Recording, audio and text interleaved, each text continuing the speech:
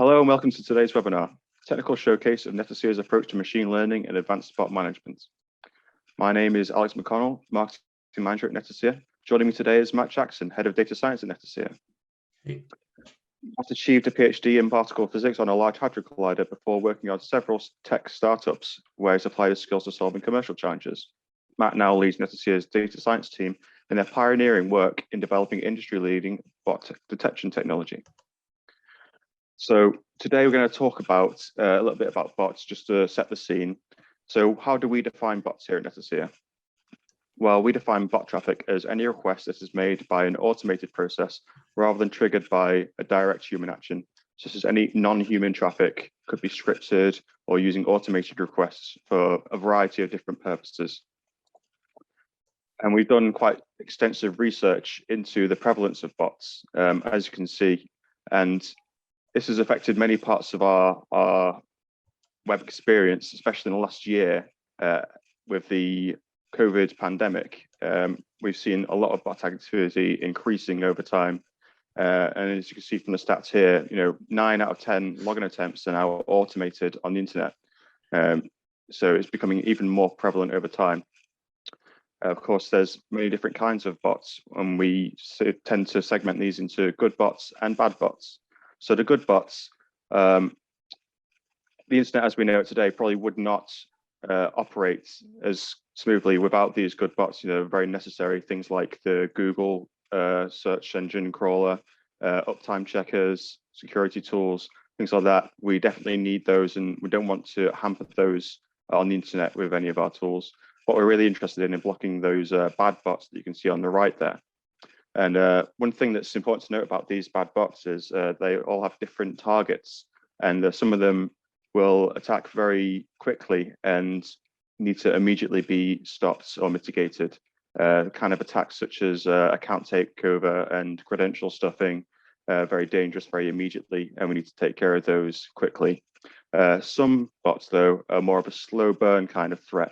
So the impact of them isn't immediate, but over time they can be just as dangerous. So things like scrapers have this low and slow approach, sometimes to try and get around defenses such as ours to try and make themselves look more human. And because there's so many different kinds of bots, this is why we put together what you see in front of you here. This is just a snippet from something we've called NetBlade, which stands for Netacea Business Logic Attack Definition. And what you can see is that it splits out bot threats and bot attacks into several stages, from the pre-attack and reconnaissance stage through to the actual execution of the attack. And in each of these stages, you see there's various different techniques that bots take on. So because of the complexity and the sophistication of these bots now, a lot of them are taking on multiple stages of this, or some are very specified to a particular stage or technique. So how these all fit together is sort of what we're looking at here in the NetBlade. And this is an open source project that we've been working on in collaboration with others. And we're looking forward to publishing more about this in the coming months. So do keep an eye out for that. So some of the key points about bots that we're going to delve into a bit more now. Obviously, they have all these different kinds of objectives. As I mentioned, they're becoming more sophisticated, and even a single objective that a bot's looking to undertake could be split into many different stages. It could be one bot doing lots of stages. It could be one bot passing on to another bot. And they have varying different timescales to how long it takes them to succeed or how quickly they attack. So I'm going to introduce Matt at this point and ask Matt, with so much variation in these bot attacks, types, timescales, stages, so on, how difficult does that make it for us to construct a unified approach to detecting and mitigating them? Yeah, pretty difficult, to be honest. I think when I started at Netacea about 3.5 years ago, I maybe kind of naively thought, oh, just kind of apply a few basic classifiers, kind of traditional machine learning approaches.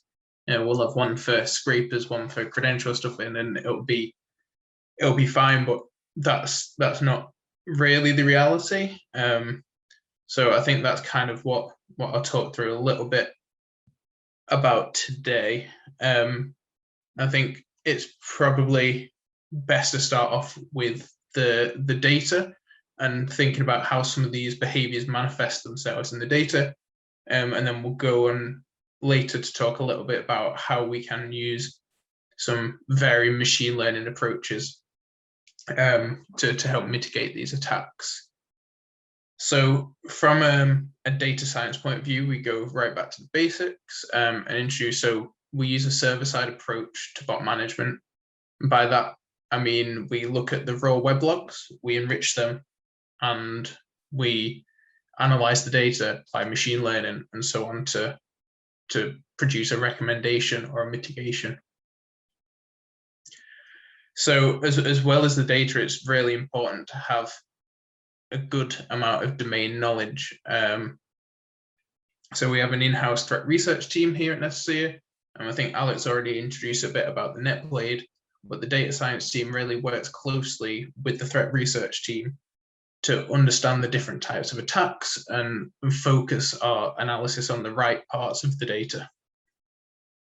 So I think from the knowledge we have and the analysis of the data, we see that bots across that NetBlade framework share common characteristics. So they have different targets, but they share the same behaviors.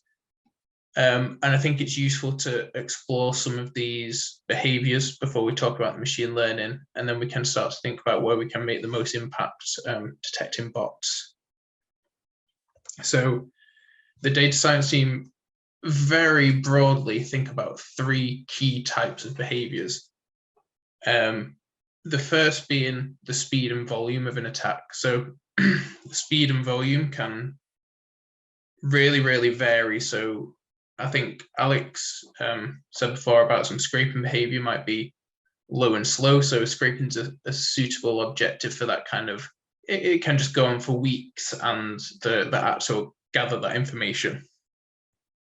Low and slow attacks could also be used to disguise an attack, maybe. So maybe a credential stuffing attack where the attackers aren't that bothered about the immediate payoff, but they want to kind of disguise the attack over a period of weeks to achieve that objective. On the other side of things, there's volumetric attacks. So this really is when we see just a huge volume of requests made at the same time, and all the behaviors kind of somewhere on that spectrum. Next, we can think about the origin of the attack. So on one end of this spectrum, we have a single untrusted source. So this might be an IP from a known bad data center or a suspected bad data center, one that we see day to day, again and again. Maybe that's from an unexpected geolocation, something like that, all the way along to a distributed botnet where we see a single request being made per IP, and those IPs are distributed across a home internet service provider through some compromised routers or something like that. Different factors might come into play for the attacker, for example, cost, but in that spectrum, there's a range of different options. Finally, what is the target of the attack? So a specific attack might be like credential stuffing, and the attacker is just hitting the login page again and again and again. On the other end of that spectrum, the attacker might be hitting multiple paths. It might be to disguise the attack, so to try and pretend it's doing something else, or maybe it's just a more complex objective, trying to crack some business logic for that particular domain. On top of all of that, we have human behavior. And this is something that really surprised me when I first looked at the data, that the bots, to an extent, are predictable, and we can try and identify bot behavior, but it's actually the human behavior that can at times be extremely unpredictable and very, very strange. So I kind of thought when I started out, it would be easy to spot humans and hard to spot bots, but actually it's kind of the other way around. Humans are often more difficult to determine whether they're human or not. So kind of given the complexity in the behaviors, it's apparent that my comment before about applying some simple classifiers won't just do the trick. So we'll talk a bit about the machine learning approaches later, but I think it's also worth calling out some of the other challenges we face as a data science team, which makes this even more difficult. So labels are a really big one. So we don't often or rarely ever have a solid ground truth label. If we do, those labels are imbalanced. So even though let's say a card cracking attack might involve millions of requests if it's a big enough volume, the issue we run into that those million requests are really just a sample size of one. So to do traditional machine learning, you kind of want a balanced data set, and our attack catalog, would have to be pretty severe to get to that point. And even if we do have labels, so something like scraping, which is much more common and much more varied, those labels are often quite fuzzy, and we need to be careful not to bias them and so on. On top of that, we have real challenges with concept drift. So websites change over time or dramatically overnight, or even behaviors of people on a website. So I think Black Friday or something like that. People's behavior changes when the sales drop, things like that. So we have to take that into account. And also, I think just the different risk appetites of customers. So traditionally in machine learning, you would try and evaluate your model. How good is it? How many true negatives and how many false positives and things like that. But in reality, different customers kind of want a different blend of that. So it's, an additional layer of complexity. So I think next, I'm going to talk a little bit about the machine learning. And despite everything I've said, well, because of everything I said, it kind of makes it a fun challenge for a data scientist. We have lots of data, lots of interesting challenges, even if it is slightly daunting. So the kind of approach we take is that we look to utilize a variety of different tools, different techniques to try and capture the different behaviors. And like the behaviors, although it's not exhaustive, it's useful to look at some of the broad categories of these techniques, and then we can talk about how we've applied them to one particular use case. So in this next section, I'm going to introduce some of the machine learning techniques that we use here at Netacea. Matt, before we move on, just introducing machine learning here. It's a term that we hear quite a lot, and it's becoming quite a trendy sort of phrase that businesses use, when they're talking about solving these kind of problems. But, what's some of the misconceptions you commonly hear about machine learning in this kind of context? I think the biggest thing I see, and I'm a massive cynic when it comes to this, I'm even more of a pessimist than a lot of people, but a lot of businesses and individuals say they use machine learning, and the question I always ask is, are they using it appropriately? Because I think one of the biggest misconceptions is that, machine learning isn't this silver bullet that's going to solve all your problems. There's lots of nuance and lots of types of machine learning. So yeah, I guess the misconception I'd see most is that it will solve all your problems and it's easy, and you just kind of do it, hire some data scientists, and off you go. And probably it'll become evident when I go through these next few slides as well, just kind of the variety of approaches that are available as well. So yeah, maybe we can look at that. Yeah, definitely.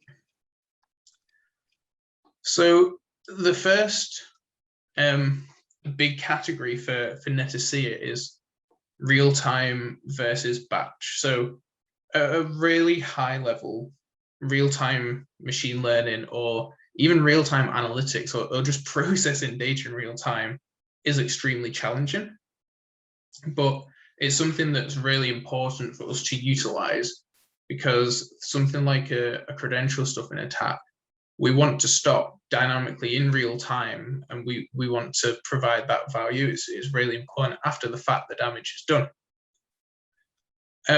But on the other hand, batch processes can be a lot more precise. They're a lot less challenging to build infrastructure around, and they can provide more context to your recommendations, because you're not making predictions on the fly. You can kind of take time to process additional data that you might not have the luxury in real time without causing latency. So we try and find a balance, and our batch processes really either provide recommendations or mitigations when speed isn't of the essence, or to add additional context to our speed or real-time layer to either solidify confidence in recommendations, or to put some flavor around what we've said. The next kind of categories that we can think about is supervised versus unsupervised learning. So I alluded to the fact before that, we don't have a lot of labels. Bad actors aren't coming onto websites and kind of putting a handy binary flag at the end, whether they're good or not. So there's definitely a need for unsupervised learning. But like the batch and real time, the unsupervised stuff is a lot harder. So supervised approaches are generally easy to evaluate and more scientifically rigorous. So where we can, we make use of labeled datasets. Maybe this is sometimes through semi-supervised approaches, where we kind of try and generate labels on the fly. But it's a blend. But as I say, realistically, a lot of the time we do have to rely on unsupervised methods. And this really plays into our kind of behavioral approach, because unsupervised methods are really good for dynamically tracking behavior, in particularly for real-time attacks or attacks where the actors retooling throughout that attack. We need to be able to adapt and change as fast as possible. And then the third broad category is the idea of general models versus very specific models. So again, we look to find a balance. As a baseline, general models are really good because they kind of provide that base level protection for everyone, really. So we take scraping as an example. Generally scraping behavior looks similar across domains. So what we might look to do there is have a general model which maybe adapts through automated processes, or maybe there's some manual intervention from a data science scientist to train a specific model when there's a particular use case or some business logic where that general model doesn't work as well or isn't as effective as we might like.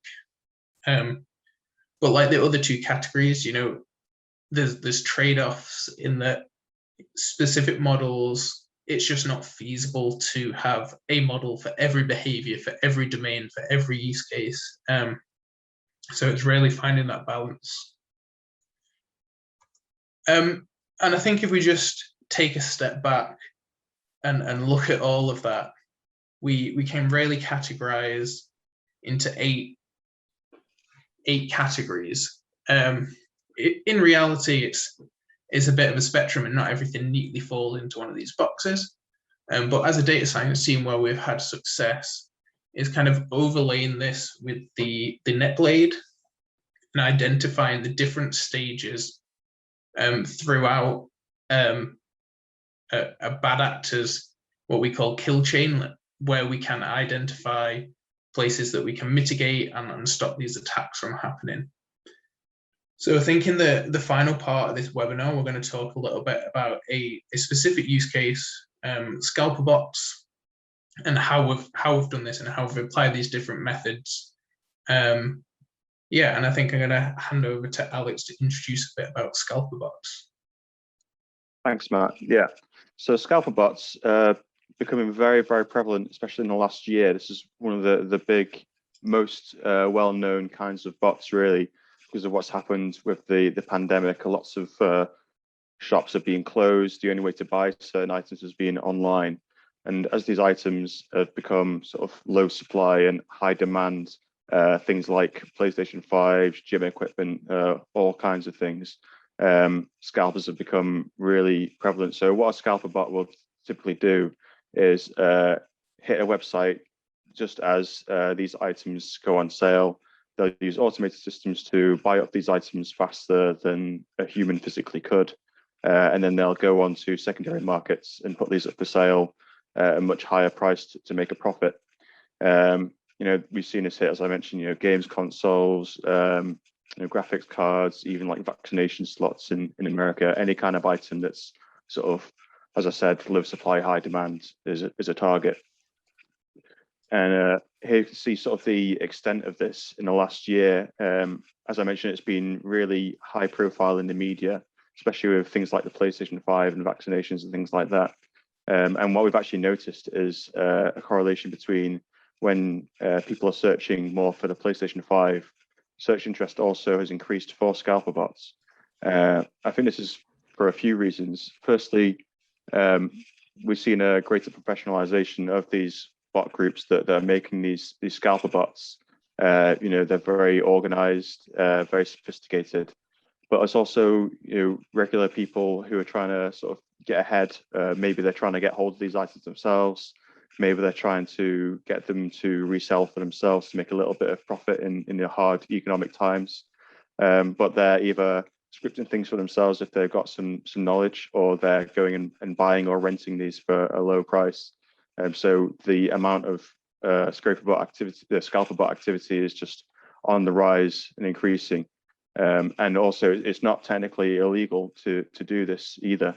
So it's very much a nuisance to people that want to get hold of these items, plus the companies that are trying to sell them to real customers and get those people to come back again in the future. So just looking at sort of the scale of one of these kind of attacks in action, you can see sort of the length of time and how widespread it is over, IP addresses, how many attempts to buy there are, on top of, if this is a very high profile item, how many actual human users are trying to buy this on top of it. It could be very damaging to infrastructure, things of that nature as well. But looking at this kind of attack and going back to how they're carried out across all these stages, Matt, I mean, looking over the spectrum of the Netblade framework, how does a scalper attack like this spread across that, and how does that affect your approach?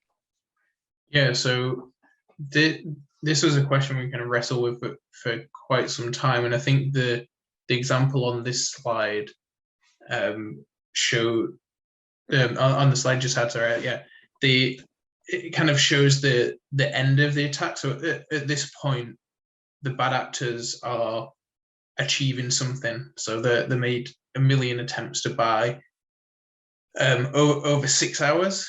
In reality, I mean, this is a real example, but in the data that we see, in a lot of the time, these attacks could happen in minutes as well. So this part of the kill chain, the actual attack, is the most challenging bit to process and mitigate without affecting customers, because that risk appetite that we talked about before, our customers don't want to impact their customers trying to buy their trainers or the PlayStations or whatever. So the Netblade is really useful to us to look at that whole life cycle and to identify where we can disrupt this before it gets to this point. Now, it's probably always going to be the case that we'll see some form of attack during the drop. But I think we'll see in the next few slides how we can try and reduce that or completely mitigate it in some cases along the way. So if we kind of look at the various stages in the kill chain and think about a scalper bot, this slide kind of gives an overview from developing the resources all the way through to after the attack. And I think the next few slides will hone in on a few of these and think about where we've had the most impact with our machine learning at disrupting this kill chain. So the very first step is always resource development. So this isn't unique to Scalper bots. Every attack needs some infrastructure in order to orchestrate it. In our data, we often see this infrastructure being tested out, maybe before the drop takes place or before one of the other stages. And often these are like small anomalies in the data, which sometimes are easy to pick up, other times they're very difficult because they're very small. But a lot of our real-time behavioral processes can pick up these things and kind of identify, oh, something's going on strange here. And there's been cases where we prevented credential stuffing attacks by seeing the bad actors kind of testing out their infrastructure, making mitigations based on that information, and then the attacker comes in and it is already blocked. It's not always the case that it's exactly the same origin. Maybe they use some different IPs or go elsewhere, but it's a nice place to start and make use of some of our real-time tools. So if we move on to attack preparation, so here in the Scalper bot kill chain, we're thinking about the bad actors trying to set up fake accounts, or maybe they are doing some credential stuffing to gain access to existing accounts that they can perform account takeover on during the drop. And at this point, we might already have some clues about the attackers. But as I just said, the infrastructure is cheap, and if they have been blocked, they might retool. It's kind of a bit of disruption in all honesty at that early stage, which is good because eventually actors will give up. But it's definitely not the end of that story. So typically these attack preparation stages tend to be kind of large volumes, because in order to make 1 million attempts to buy something, you have to have somewhere in the region of 1 million accounts, probably not that many, but it's a large volume. So we try and utilize our real-time and our batch processes to identify this and stop it as it's happening, and to go back and enhance that after the fact. In terms of the approaches with supervised and unsupervised learning, typically, because this is more of the behavioral side, we'll use more of an unsupervised approach here, but it's sometimes often useful to validate with old attacks in the training sets for those models. On the flip side of the volumetric attacks, we also see kind of slower, kind of scraper-like behavior in the reconnaissance stage. So the kind of things in the Scalper bot kill chain that might be going on here is maybe an actor is looking for drops to happen. So they're kind of gradually scraping the site, looking for something to change, a product to go live, something like that. Or maybe they are scraping the site to get prices of things, or all sorts of different targets. At this point in the kill chain, because these processes, might last days, and really we just want to stop them seeing that the drop's going to happen. A batch process is more appropriate here, and we can make use of aggregated features over time windows, things like that. And I think I discussed a bit before about scrapers and how generally that behavior might look similar. I think in the Scalper bot case, maybe we'll also have some more specific models if it was there's some particular business logic or as a particular drop, something like that, that we could kind of enhance the generalized model with. Then finally, the next stage really that we can impact is the attack execution. So this is the most challenging stage. You find that kind of the volume of actual customers and bots spikes massively, so we have to be able to deal with that. And the behaviors vary, so things like placing the sneakers in the cart until they're sold on eBay and things like that. So at this stage, really throw in everything that we have at it. So kind of real time blended with batch. And we might have some specific models for the specific business logic, unsupervised models looking at the behavioral trends and trying to cluster bad actors together, and maybe supervised models as well to mop up after the fact. So it's really kind of everything we've got at this point. But the aim is that in the run up to this attack, we've maybe mitigated some or all of the bad actors. So Matt, before we move on from this stage, referring quite a lot to the NetBlade and how all these different attacks fit into that. I mean, this bot attack framework we've been working on, is that like a Netacea exclusive way of understanding these threats, do you think? Or do you think this is something that other people could apply?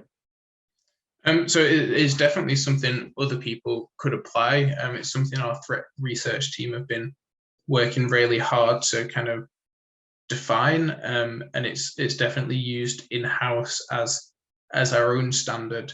But it's absolutely something that is very useful, and kind of when you look at the data, it's common sense to break things up like this. So yeah. Cool. So just kind of recapping really, because I've talked a lot about a lot of different concepts and a lot of different things, but specifically to the Scalper bot kill chain. I think the key points are that it's this process can last weeks. It's not just it happens, and kind of as our different models adapt along this kill chain, we can mitigate bad actors along the way, and impact that chain of events. It's also worth noting something that we do that's extremely useful is because we see a lot of these attacks, we're able to gain a depth of knowledge and know kind of who the bad actors are. So across all the domains that we see, we'll see some common bad actors pop up again and again.